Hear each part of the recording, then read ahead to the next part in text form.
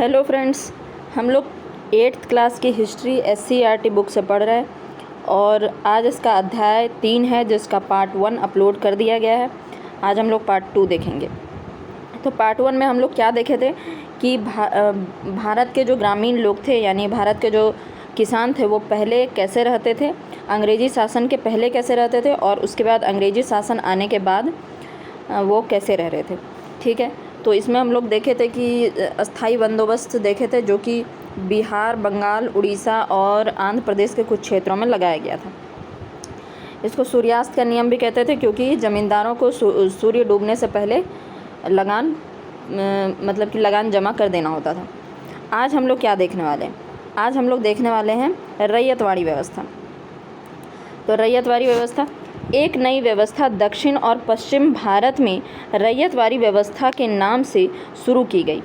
इसमें किसानों के साथ सीधा करार किया गया। तो पहले क्या होता था अस्थाई बंदोबस्त में कि हम लोग किसानों के साथ सीधा संपर्क नहीं रखते थे। हम लोग नहीं, मेरा कहने का मतलब है अंग्रेज़ लोग, वो सीधा संपर्क नहीं रखते थे किसानों के साथ। वह ज़मींदार को बिठा के रखते थे कि तुम किसानों से लगान इकट्ठा करना और हमको दे देना, ठीक है। लेकिन उनको कुछ साल बाद ऐसा लगा कि ज़मींदार जो है वो किसानों से बहुत ज़्यादा पैसा वसूल रहे हैं और हमको तो फ़िक्स अमाउंट दे रहे हैं, हमको तो उनको फ़िक्स अमाउंट देना है। तो इससे ज़मींदारों को बेमतलब का मुनाफा हो रहा है, इसलिए वह बीच से मध्यस्थ को हटाना चाहते थे।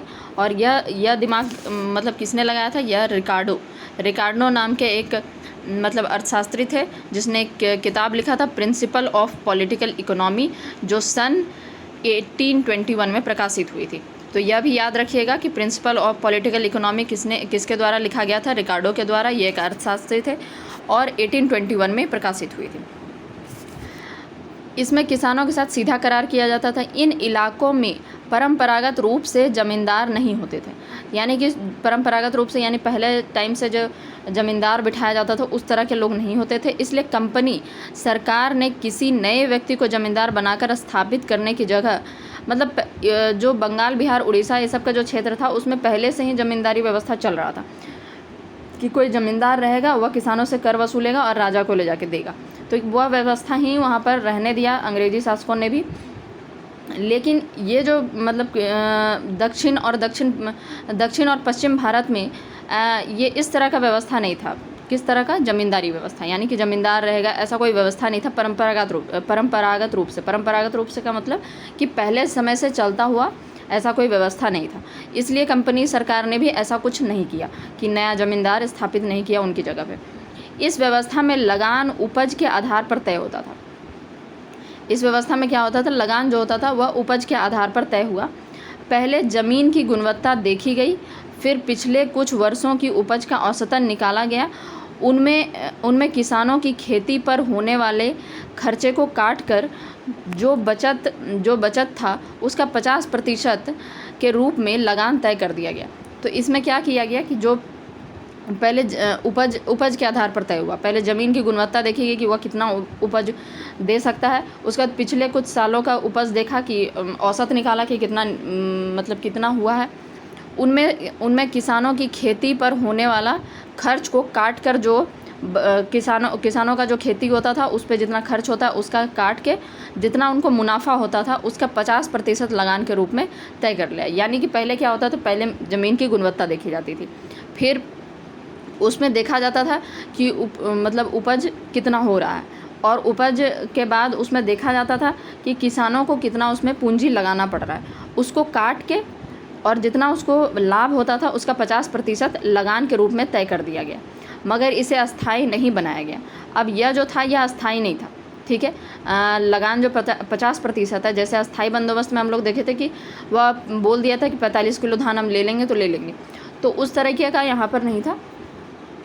यहाँ 50% जो लगान था वह तय किया गया था, लेकिन यह अस्थाई नहीं था। प्रत्येक 30 वर्ष के बाद लगान की राशि में बदलाव किया जाना तय किया गया था। तो वह बोल दिया गया था कि हर एक 30 साल के बाद चेंज कर दिया जाएगा। इस व्यवस्था में किसानों को ज़मीन का मालिक माना गया। तो पिछला जो व्यवस्था था यहाँ अस्थाई बंदोबस्त, उसमें क्या था? ज़मींदार को किसानों का मालिक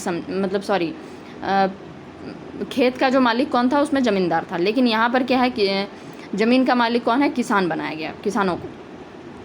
तो ये था रैयतवाड़ी व्यवस्था। रैयत मतलब होता है किसान, इसलिए रैयतवाड़ी व्यवस्था कहते हैं इसको। अब आते हैं महालवाड़ी व्यवस्था।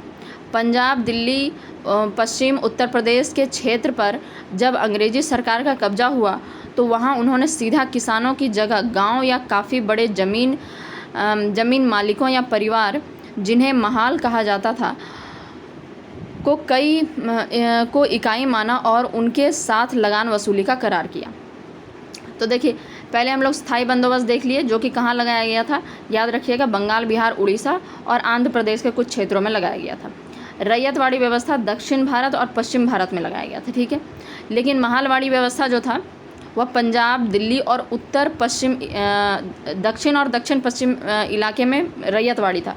लेकिन उत्तर पश्चिम इलाके में, यानी पंजाब, दिल्ली, पश्चिमी उत्तर प्रदेश के क्षेत्र पर जब अंग्रेजी सरकार का कब्जा हुआ तो वहाँ उन्होंने सीधे किसानों से, पहले वाले में ज़मींदार को कहा था अस्थाई बंदोबस्त में कि ज़मींदार हमको कर चुकाएगा, ठीक है, लगान का वसूली उसी से करना है। दूसरे वाले में जो रैयतवाड़ी व्यवस्था था उसमें किसानों से लगान वसूली करना था।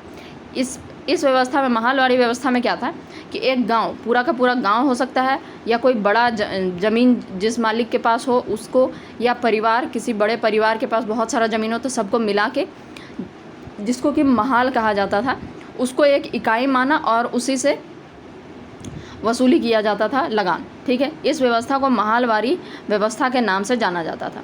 इसमें बड़े परिवार या गांव प्रमुख गांव भर से लगान इकट्ठा कर सरकार तक पहुंचाते थे। यानी कि पूरा गांव होता था, गांव का एक आदमी ने, एक बड़ा परिवार जो भी होता था वह सारा लगान इकट्ठा करता था और सरकार को पहुंचा देता था। लगान की मात्रा तय करने का तरीका यहाँ भी रैयत व्यवस्था वाला ही था।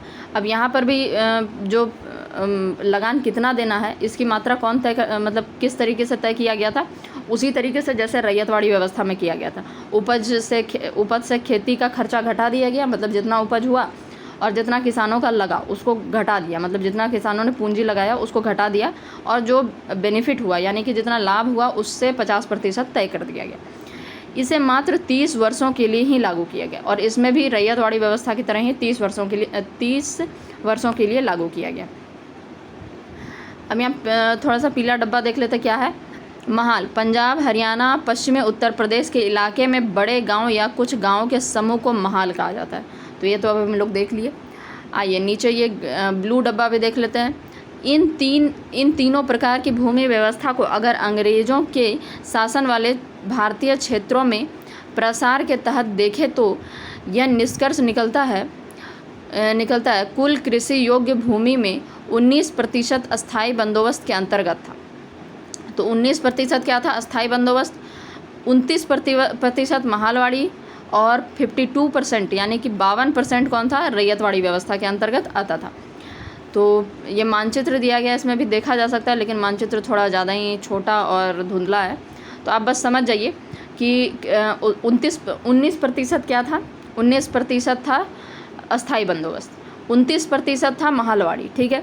यानी कि तीसरा वाला, पहला वाला था 19%, दूसरा वाला था 52% और तीसरा वाला कौन था 29% था, ठीक है। यानी महालवाड़ी व्यवस्था 30% जो कि पंजाब हरियाणा क्षेत्र में लगाया गया था, और जो दक्षिण पश्चिम और दक्षिण क्षेत्र में लगाया गया था वह 52% था, ठीक है।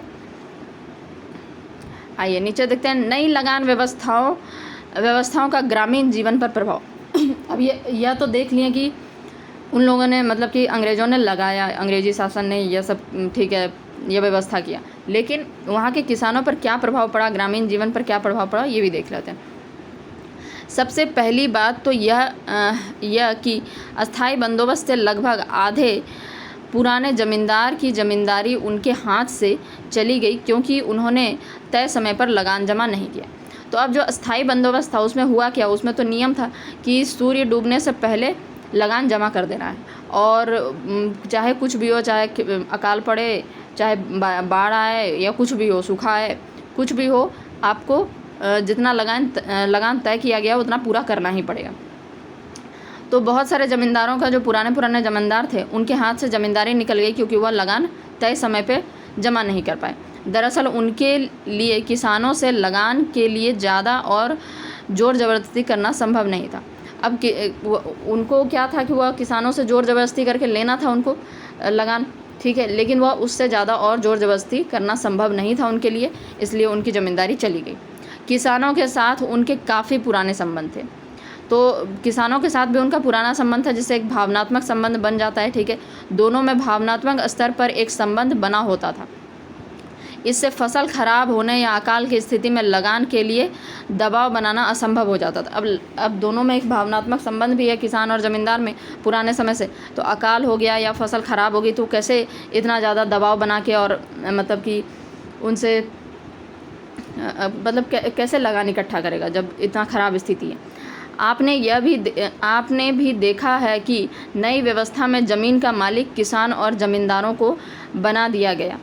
इससे लगान समय पर जमा करने के लिए इसे बेचने या बंधक रखने का चलन शुरू हो गया। तो अब देखिए, सही समय पे लगान जमा करने के लिए अब उनको क्या करना पड़ता था कि कई बार अपने ज़मीन को या तो बंधक मतलब कि मान लीजिए उनको बेचना पड़ता था या उनको कर्ज पे पैसा उठाना पड़ता था, ठीक है। तो इस तरीके से उनका बंधक के लिए वो रखते थे, यानी कि कुछ दिन के लिए हम दे रहे हैं अपना ज़मीन, पैसा दे दो, हम चुका देंगे बाद में। तो बड़े लोगों के साथ उनका ऐसा संबंध होता था। इससे गांव के महाजन के रूप में एक प्रभावी समूह आ गया। अब उससे क्या हुआ कि जो बेचने या बंधक रखने का जो चलन शुरू हुआ, इससे एक बात आया कि महाजन रूप का प्रभाव मतलब महाजन लोग प्रभावी हो गए, क्योंकि महाजनों के पास बहुत पैसा होता था। वही लोग ये सब काम करते थे कि ठीक है, बंधक के तौर पर ज़मीन रख दो और उसके बाद हम पैसे दे देते हैं, जब अगर नहीं दे पाओगे पैसे तो हम इस ज़मीन को रख लेंगे गिरवी के तौर पर, ठीक है। इन लोगों के द्वारा ज़मीन के एवज में धन दिया जाता था, यानी ज़मीन रख लिया जाता था और उसके एवज में धन दे दिया जाता था। धीरे धीरे यह समूह गाँव में सबसे महत्वपूर्ण हो गया, क्योंकि गाँव के कई किसान और ज़मींदार इनसे कर्ज लेते थे।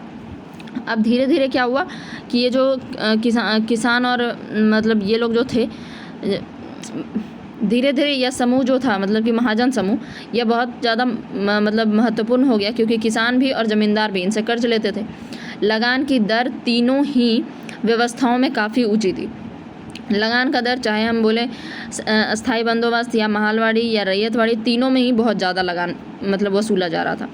इसलिए किसान खेती में सुधार के लिए कोई प्रयास कर पाने में असमर्थ हैं। अब इतना ज़्यादा लगान था कि लोग जो पैसा बचता था उनके पास उससे वह अपना घर खर्च नहीं चला पाते थे, और अगले बार फिर से मतलब उपज लगाने के लिए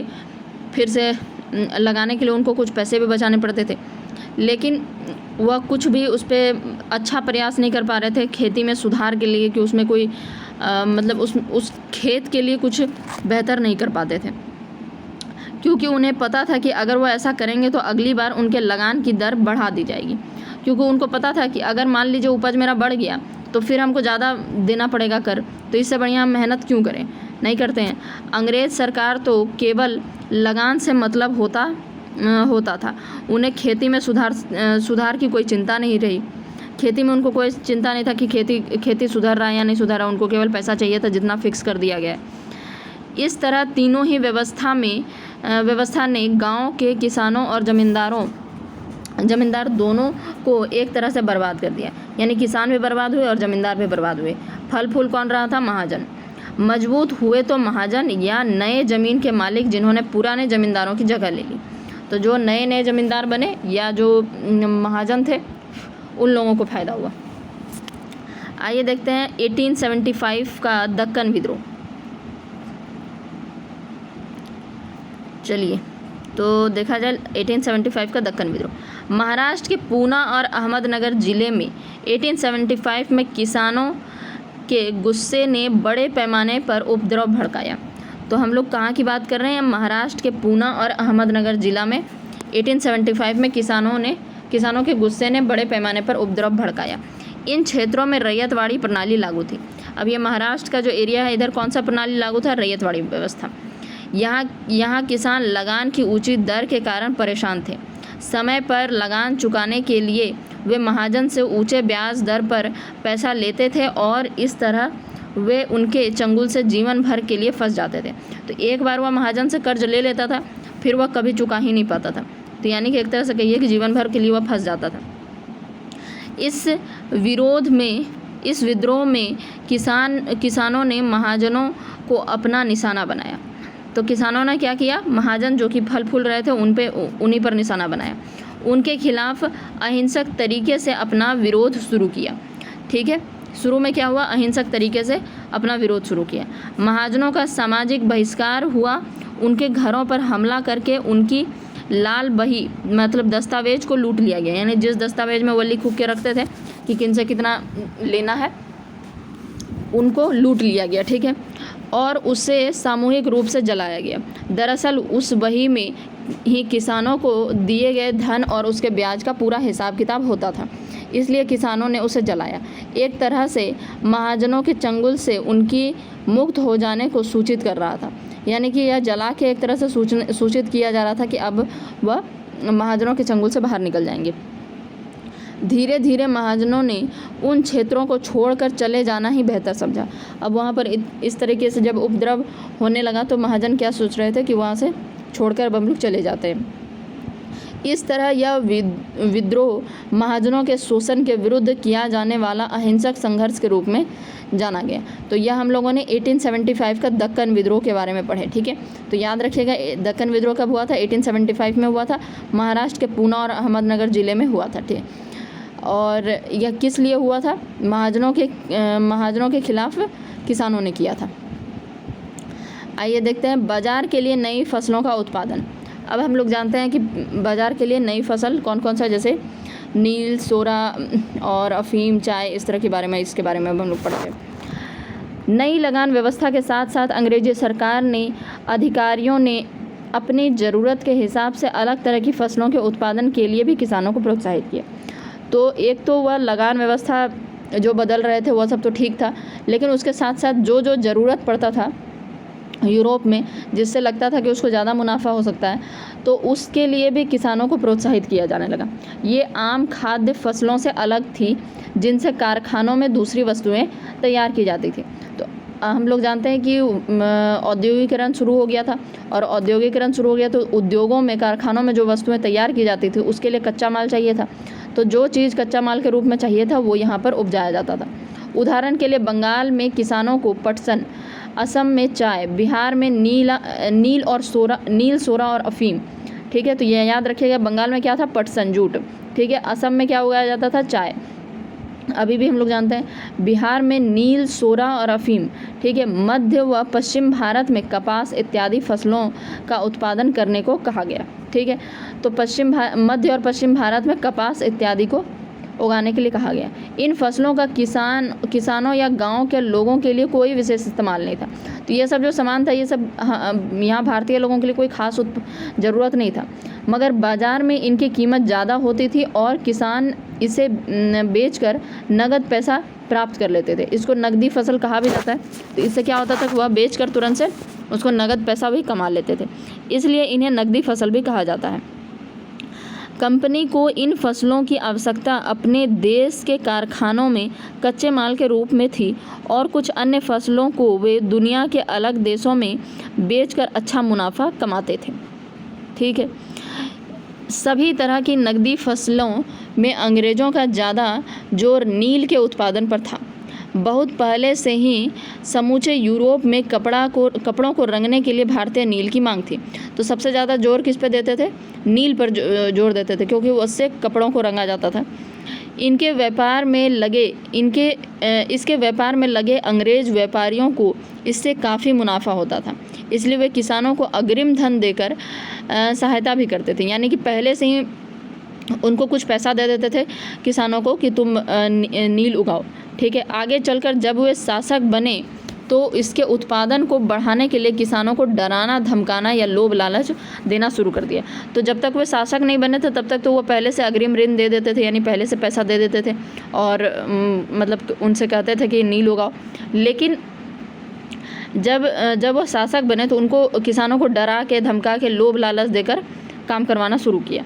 कई अंग्रेज अधिकारियों ने कई अंग्रेज अधिकारियों एवं व्यापारियों ने तो स्वयं ही जमींदारों से ज़मीन पट्टे पर लेकर उसमें मज़दूरों से नील की खेती करवाना शुरू कर दिया। तो अंग्रेज अधिकारी जो होते थे, जो कि कंपनी के ही होते थे, लेकिन वह व्यक्तिगत रूप से व्यापार करते थे। कुछ लोगों से ज़मींदारी ले लेते थे और ज़मीन पट्टे पे लेके अपना मज़दूर लगवा के उसमें नील की खेती करवाते थे। मतलब अलग अलग तरीका था फ़ायदा कमाने का। ठीक है, नील की खेती की समस्या। अब नील की खेती की हम समस्या देखते हैं। नील की खेती किसानों के लिए फ़ायदेमंद नहीं थी। तो यह नील की खेती अब अंग्रेज़ों के लिए तो बहुत फ़ायदेमंद था, लेकिन हमारे किसानों के लिए बिल्कुल फ़ायदेमंद नहीं था। देखते हैं कैसे। मगर उन्हें अपने जीवन के एक बेहतर हिस्से, गलती से बोल दिए, मगर उन्हें अपने ज़मीन के बेहतर हिस्से पर खेती करनी पड़ती थी। तो एक तो उनके लिए, किसानों के लिए बेहतर नहीं था, उनके लिए फ़ायदेमंद नहीं था। लेकिन उनको जो उसके ज़मीन का जो बेहतर हिस्सा होता था, बढ़िया जिस पे उपज होता था, उसी पे खेती करना पड़ता था, वो भी नील का। इसके लिए उन्हें सरकारी अधिकारियों द्वारा बाध्य किया जाता था। उनको अंग्रेजी सरकार जो थी उनको बाध्य करती थी कि तुमको करना ही है। तो हम लोग तीन कठिया प्रथा जानते ही हैं। किसानों की प्राथमिकता हमेशा से ही खाद्य फसलों का उत्पादन होता था। तो किसान हमेशा ऐसे चीज़ें उगाते थे जो कि खाद्य पदार्थों, धान, चावल, गेहूँ, मतलब चावल नहीं, धान, गेहूँ, दालें, इस तरह की चीज़ें। लेकिन वो उनसे क्या कहते थे, नील उगाने के लिए कहते थे। इससे उन्हें न केवल उस साल के लिए अनाज मिलता था, उससे उन्हें न केवल उस साल के लिए अनाज मिलता था, बल्कि बुरे दिन के लिए उसमें से कुछ बचा कर भी रख लेते थे। तो वह क्या करते थे, अगर वह खाद्य फसल उगाते थे तो क्या होता था कि वह अनाज जो था वह उनके खाने के लिए मिल जाता था, और अगर कोई मतलब बुरी परिस्थिति आ गई तो उसके लिए वह बचा के भी रख लेते थे। नील की खेती धान के मौसम में ही की जाती थी। अब नील का जो खेती था वह धान के ही मौसम में, मतलब जब धान लगाया जाता था उसी समय नील की भी खेती होती थी। और अंग्रेज बगान मालिक किसानों से जबरन हल बैल लेकर पहले अपने नील की बुआई करवाते थे। अब धान की खेती के लिए मतलब कि हल बैल चाहिए, तो वह क्या करते थे, ज़बरदस्ती हल और बैल लेकर और नील की खेती की बुआई करवाते थे। इससे धान की फसल में देरी हो जाती थी। इसके अलावा जिस खेत में नील की खेती होती थी उसमें फसल काटने के बाद उस साल कोई और फसल नहीं उगाई जा सकती।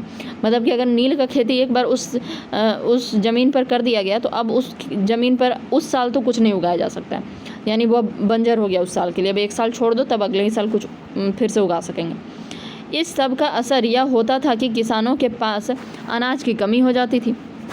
एक तो वह जिस समय धान लगाने का समय है उसी समय वह क्या करते थे, ले लेते थे हल बैल उनसे ले लेते थे और उनको कहते थे कि भाई नील का खेती करो।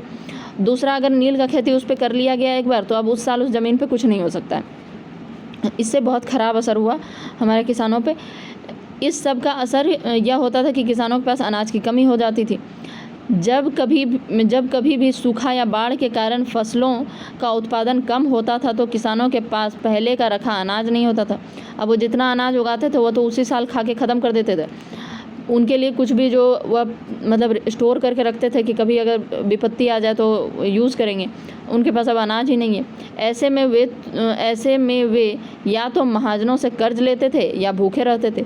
अब वो क्या कर सकते थे अपना खाना खाने के लिए, महाजनों से वह कर्ज लेंगे या भूखे रहेंगे। अब देखते हैं नील दर्पण।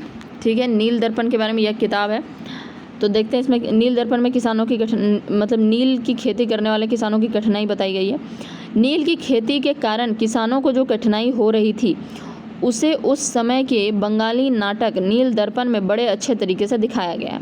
इस पुस्तक में के लेखक दीनबंधु मित्र थे। तो याद रखिएगा, नील दर्पण के लेखक कौन थे, दीनबंधु मित्र। 1860 में यह पुस्तक बिना किसी लेखक के नाम के छापी थी ताकि अंग्रेज़ों के गुस्से को उन्हें झेलना न पड़े।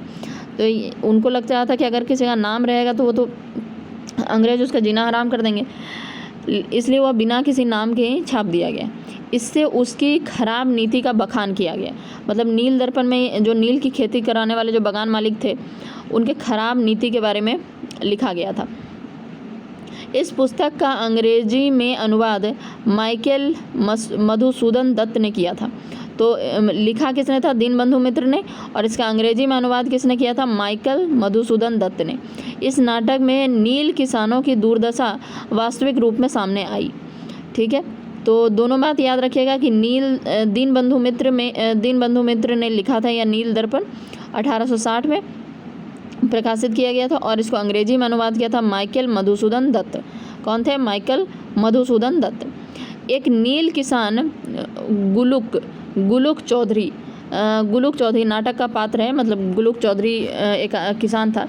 अपने साथी किसान से कहता है कि अब मैं नील की खेती नहीं करूँगा, चाहे इसके लिए मुझे जेल ही क्यों ना जाना पड़े। भीख मांगकर खा लूँगा। अगर सरकार ने ज़्यादा तंग किया तो गांव को छोड़ दूंगा, लेकिन अब नील की खेती नहीं करूँगा। तो वह जो किताब था उस नाटक का एक यहाँ पर थोड़ा सा झलक दिखाया गया है कि कितना परेशान थे उस समय के किसान। देखते हैं नील किसानों का विद्रोह हुआ, इसको हम लोग देख लेते हैं। बंगाल में नील की खेती बड़े पैमाने पर करवाई जा रही थी। बंगाल में क्या हो रहा था? नील की खेती जो थी बड़े पैमाने पर करवाई जा रही थी। इससे वहाँ के किसान बहुत दुखी थे। बार बार पड़ने वाले अकाल और भूखमरी से परेशान किसानों ने विद्रोह कर दिया। अब क्या हो रहा था कि बार बार अकाल और भूखमरी पड़ रहा था। क्यों पड़ रहा था? क्योंकि अनाज की कमी थी। अनाज के जगह पे तो नील उगाया जा रहा था। वे नील की खेती करने से मना करने लगे। साथ ही उन्होंने बागान मालिकों को लगान चुकाना भी बंद कर दिया। वह मना भी कर रहे थे कि हम नील की खेती नहीं करेंगे, और दूसरा लगान भी चुकाना बंद कर दिया। औरतों ने पुरुषों के साथ मिलकर नील की फैक्ट्रियों पर जहां नील बनाया जाता था, इसे आप चित्र में देख सकते हैं, नीचे एक चित्र दिया हुआ है, उसमें हम दिखाएंगे आपको, तो पर हमला बोल दिया। तो फैक्ट्री पर क्या हुआ? महिला पुरुष दोनों मिलकर नील का फैक्ट्री जहाँ पर नील बनाया जाता था उस पर हमला बोल दिया। इस संघर्ष में भारतीय जमींदारों ने भी किसानों का साथ दिया। तो भारतीय जो जमींदार भी थे वो भी परेशान थे। महाजन तो केवल मज़े में था, लेकिन जमींदार तो बहुत परेशान थे। तो जमींदारों ने भी किसानों का ही साथ दिया। वे अपने क्षेत्र में अंग्रेज बागान मालिकों को बर्दाश्त नहीं कर पा रहे थे।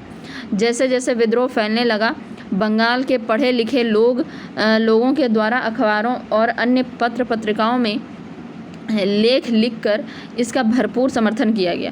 तो अब यह जो विद्रोह था जैसे जैसे फैलने लगा, तो वहाँ के जो अखबार छापने वाले या लेख लिखने वाले, इसी तरह के नील दर्पण किताब छापने वाले लोग, उन लोगों ने क्या किया कि इसका भरपूर समर्थन किया। वो जो जिस तरीके से समर्थन कर सकता था उन्होंने किया।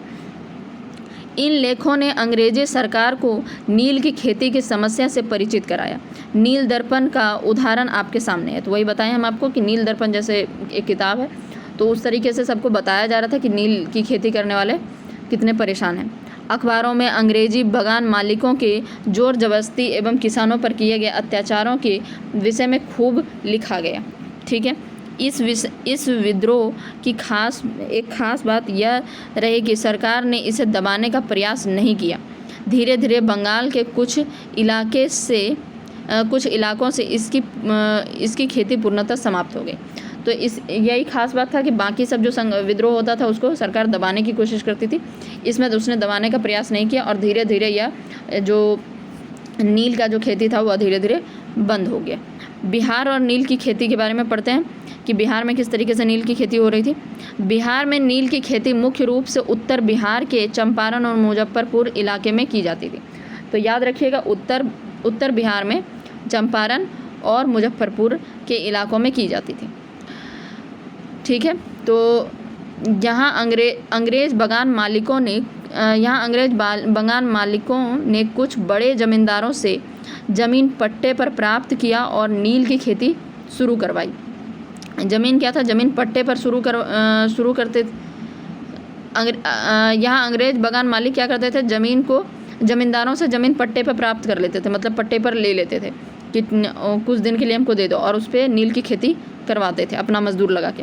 जमींदारों ने भी अपने कर्ज का बोझ को कम करने के लिए खुशी से अपनी ज़मीन अंग्रेज़ों को दे दी। तो उन लोगों पर तो कर्ज था ही कि मतलब कि वह कर्ज लेकर लगान चुका रहे थे, तो वही लगान का जो कर्ज था उन पर, तो उसका बोझ कम करने के लिए वो खुशी खुशी ज़मीन दे देते थे अंग्रेज़ों को। इन 2 क्षेत्रों के अलावा भागलपुर और शाहाबाद क्षेत्र में भी नील की खेती बड़े पैमाने पर शुरू हुई। नील के अलावा अंग्रेज़ों ने इस इलाके में अफ़ीम, पटसन, सोरा नामक नकदी फसलों का उत्पादन भी बड़े पैमाने पर शुरू करवाया। वर्तमान गया जिला अफ़ीम उत्पादन में तत्कालीन बंगाल प्रांत में प्रथम स्थान पर था। वर्तमान गया जिला अफ़ीम उत्पादन के लिए तत्कालीन बंगाल प्रांत में प्रथम स्थान था। तो देखिए अभी जो गया ज़िला है, ठीक है, जो उस समय बंगाल में ही मतलब था, बंगाल के क्षेत्र में ही आता था, तो वह अफ़ीम उत्पादन के लिए सबसे ज़्यादा जाना जाता था। तो देखिए नील की खेती कहाँ कहाँ पर होती थी यह जान लीजिए, एक बार ये रिवाइज कर लीजिए कि चंपारण और मुजफ्फरपुर इलाके में होता था, या उत्तर बिहार का क्षेत्र है चंपारण और मुजफ्फरपुर। उसके अलावे कहाँ पर होता था, भागलपुर और शाहाबाद क्षेत्र में। और गया ज़िला जो है वह अफ़ीम उत्पादन के लिए जाना जाता है, ठीक है। तो यह हम लोग आज ये चैप्टर कंप्लीट हो गया। यहाँ थोड़ा सा फ़ोटो देख लीजिए कि नील का उत्पादन कैसे होता था। ये यहाँ पर समझिए एक फैक्ट्री टाइप का बताया गया है। अच्छा, अभी चैप्टर कंप्लीट नहीं हुआ है, थोड़ा सा और है इसमें, सॉरी। तो ये नील का इसमें जो है ये थोड़ा सा धुंधला धुंधला दिया हुआ है, तो अगर आपके पास बुक हो तो इसको ठीक से पढ़ लीजिएगा। तो इसमें आगे देखते हैं कि बिहार में नील की खेती 2 तरीक़ों से की जाती थी, एक जिरात और एक असामी बार, ठीक है। एक तरीका था जिरात और दूसरा असामी बार। जिरात में सीधी अपनी देखरेख में अंग्रेज़ बगान मालिकों से मज़दूरों से खेती करवाते थे। तो जिरात में क्या होता था, वही ज़मींदारों से वह ज़मीन पट्टे पर ले लेते थे और मज़दूर को लगा के उसमें अपने देखरेख में खेती करवाते थे। असामी बार में बगान मालिक रैयतों को उनके स्वयं के ज़मीन पर नील की खेती करने के लिए बाध्य करते थे। दूसरा तरीका असामी बार था, जिसमें क्या किया जाता था कि किसानों को बोल दिया जाता था कि तुम अपने ज़मीन पर खेती करो, और उनको बाध्य किया जाता था कि नील की खेती करने के लिए। कुछ रैयतों को तो अंग्रेज़ों ने नील की खेती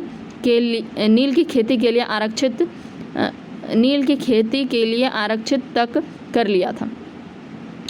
तो कुछ ऐसे भी किसान थे, रैयत मतलब किसान होता है, ठीक है। तो कुछ ऐसे किसान थे जिनको कि अंग्रेज़ों ने मतलब पूरी तरह क्या किया था, अपने आरक्षण में ले लिया था कि ठीक है ये लोग नील की खेती करके देंगे।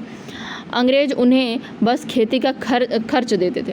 उनको क्या करते थे, जितना खेती का खर्च होता था वही दे देते थे, बस उनको एक्स्ट्रा कुछ पैसा नहीं देते थे। कृषि कार्य में लगने वाले श्रम के बदले उन्हें काफ़ी कम मजूरी दी जाती थी।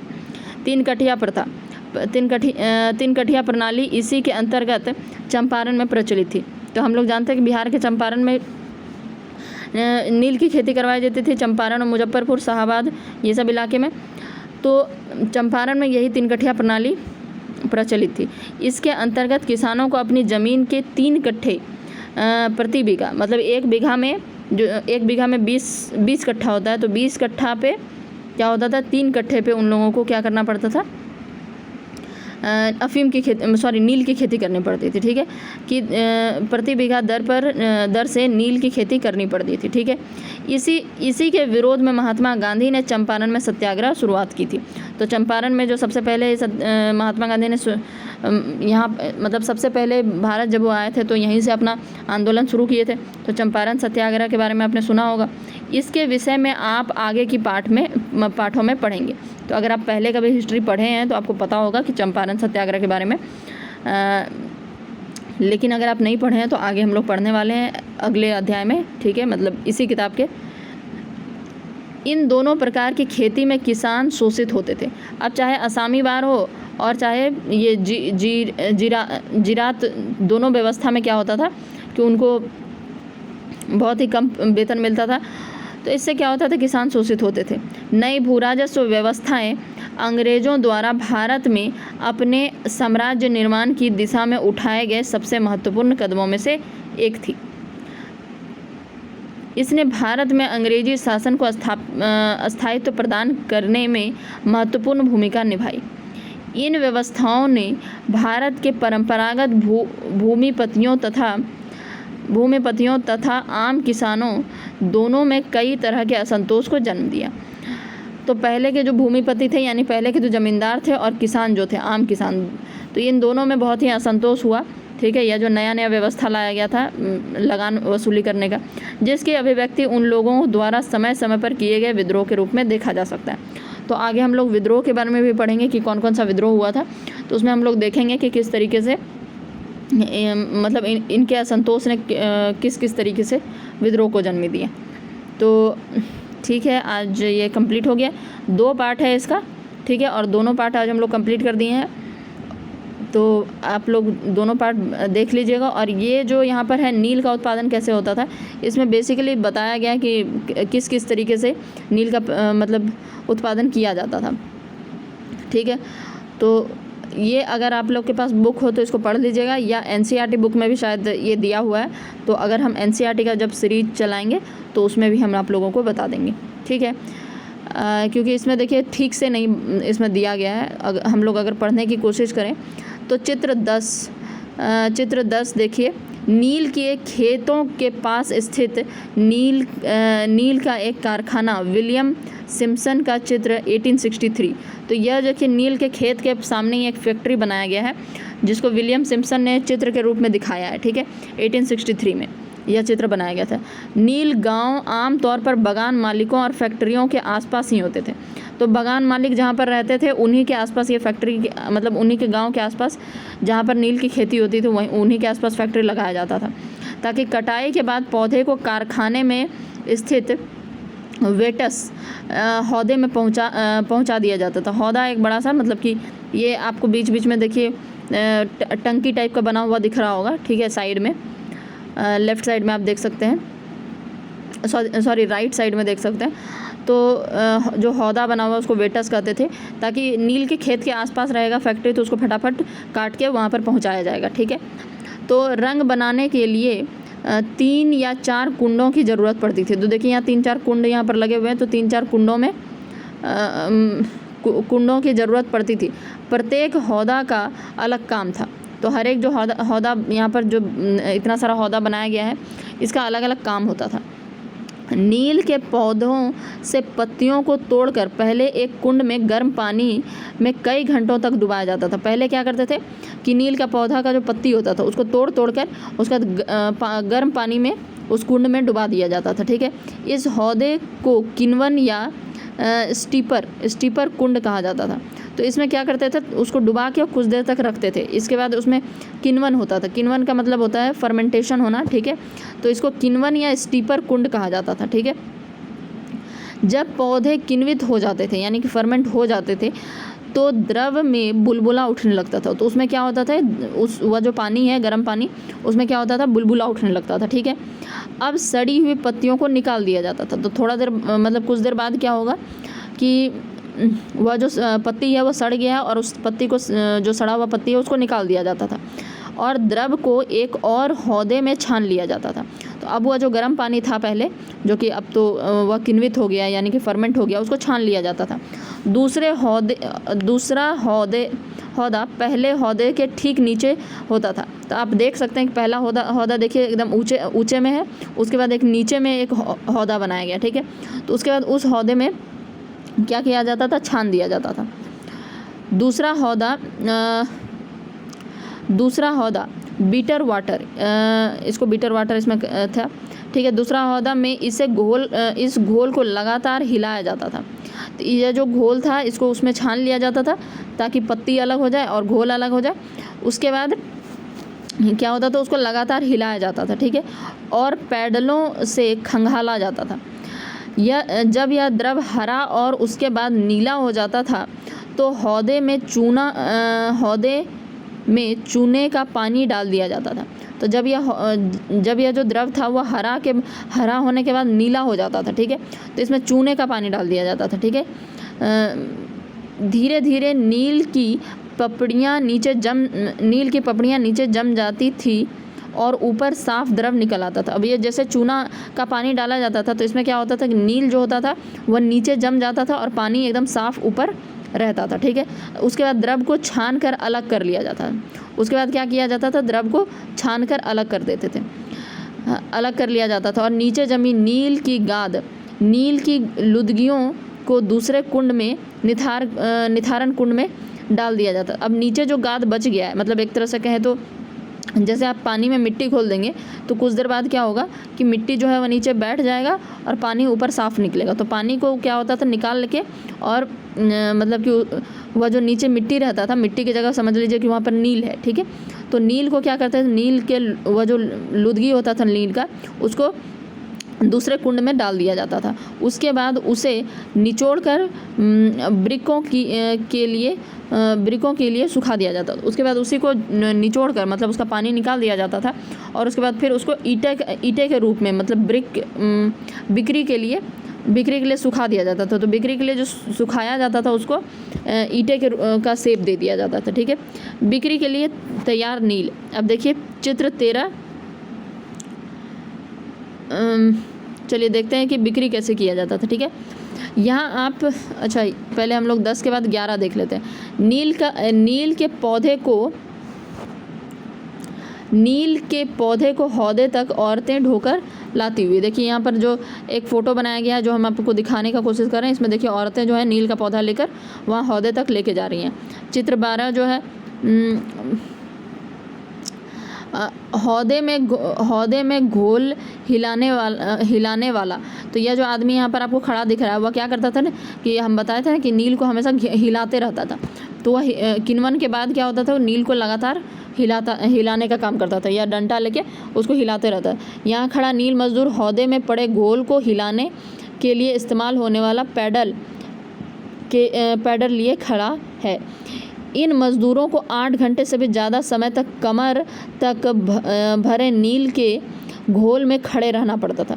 अब वह क्या करते थे, वह नील के घोल में 8 घंटे से भी ज़्यादा खड़े रहकर और नील को हमेशा हिलाते रहते थे। बाद में एक किण्वन अथवा संग्राहक पात्र, पता नहीं इसमें थोड़ा धुंधला दिया हुआ है। अब देखते हैं यहाँ पर बिक्री के लिए नील तैयार कैसे होता था उसको देख लेते हैं। यहाँ आप उत्पादन की आखिरी अवस्था को देख सकते हैं। यहाँ जो एक फ़ोटो दिख रहा है आपको, इसको देखने का प्रयास कीजिए। यहाँ आप उत्पादन के लिए आखिरी अवस्था को देख सकते हैं। दबाकर सांचे में डाल दी गई नील की लुदगी को काट कर मजदूर उन पर मुहर लगा देते थे। मजदूर क्या करते थे, उसी लुदगी को काट कर उसके बाद उस पर मुहर लगा देते थे कि किस कंपनी का है, कहाँ है, जैसे अभी भी होता है। पीछे वाले हिस्से में एक मजदूर इन टुकड़ों को सुखाने के लिए ले जा रहा है। तो पीछे अगर आपको दिख रहा हो फोटो में तो 2 लोग यहाँ पर, ये एक आदमी काट रहा है, एक आदमी ठप्पा मार रहा है और एक आदमी पीछे से, छोटा सा फोटो है, वह पीछे से सुखाने के लिए ले जा रहा है। तो इस तरीके से पूरा नील का उत्पादन होता था। तो हम लोग पढ़ लिए कि नील का उत्पादन कैसे होता है, ठीक है। तो आज के लिए अब इतना रहने देते हैं।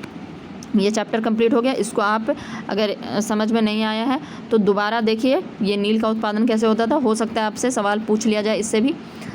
Thank you.